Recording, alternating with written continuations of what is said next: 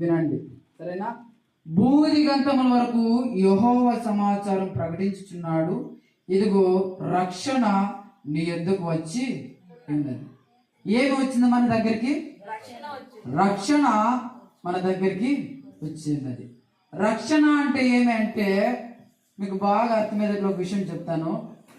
కప్ప తెలుసు కదా, కప్ప పామును చూస్తే ఏమైపోతుంది? భయపడుతుంది, పరుగులెత్తుతుంది. ఎందుకో? మింగేస్తుందని, సరేనా? పాము గ్రద్దను చూస్తే ఏమవుతుంది? భయపడుతుంది. ఎందుకో? గ్రద్ద గాని డేగ గాని పాముని ఏం చేస్తుంది? తినేస్తుందండి.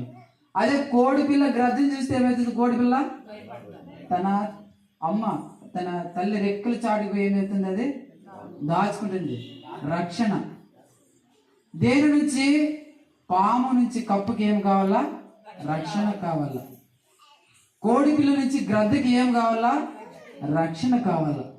మనుషులకి ఏమి కావాలా? మనకు కూడా రక్షణ కావాలా. వేటి నుంచి రక్షణ? ఎవరి నుంచి రక్షణ? ఎలాంటి సందర్భాల నుంచి రక్షణ అనే విషయాలు తెలుసుకున్నాం, సరేనా? రైట్. దేవుడు ఏమంటున్నాడంటే యెహోవా సమాచారము భూదిగంతముల వరకు ప్రకటించబడి ఉన్నదంట. దేవుని యొక్క సమాచారం. దేవుని యొక్క సమాచారం ఏమబ్బా అంటే ఒక దివ్యమైన సంగతితో నా హృదయం ఉప్పొంగుచున్నదని దావీదు కీర్తన అంటున్నాడు.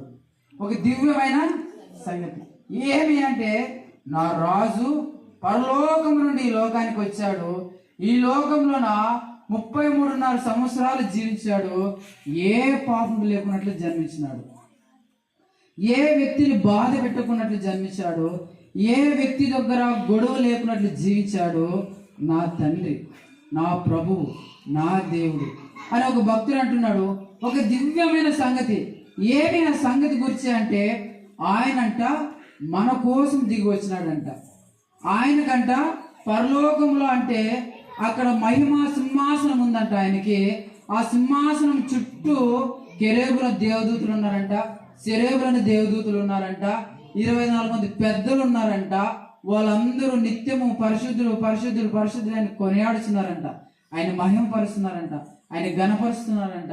దేవా, ఈ సృష్టిని అంతటిని నిర్మించిన దేవా, ఈ గొప్ప మహాకాశములు భూములను నిర్మించిన దేవా, నీకు స్తోత్రాలు స్తోత్రాలు స్తోత్రాలని కొనియాడుతున్నారంట.